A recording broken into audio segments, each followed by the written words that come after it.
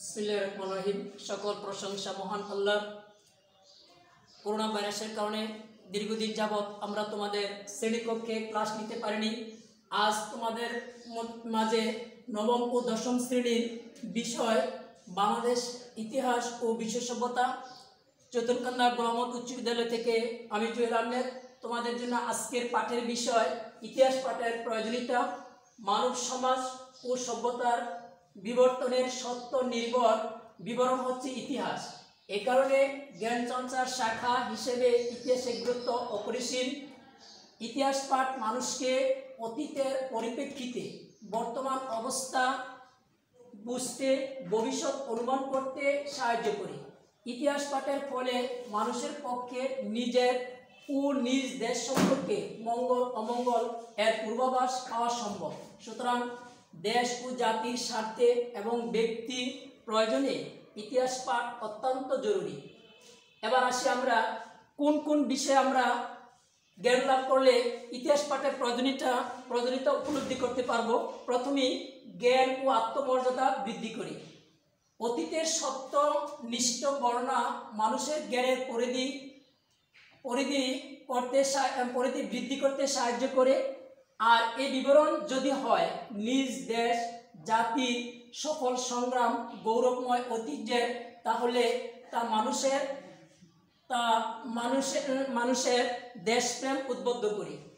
একই সঙ্গে আত্মপ্রত্যয়ী আত্মবিশ্বাসী হতে সাহায্য করে। সেক্ষেত্রে জাতীয়তাবোধ জাতির সংহতি সুদৃঢ় করে। ইতিহাস পাঠের বিকল্প নেই। 2 নম্বর, সচেতনতা বৃদ্ধি করে।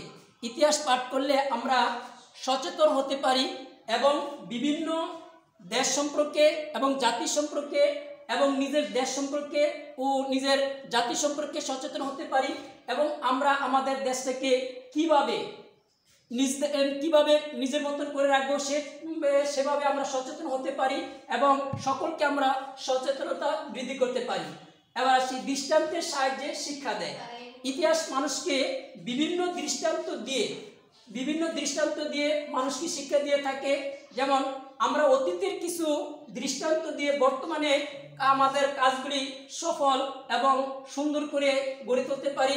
ইতিহাস পাঠ না করলে কোনো মানুষই তার কোনো জাতি বা তার কোনো জ্ঞান বৃদ্ধি হবে না।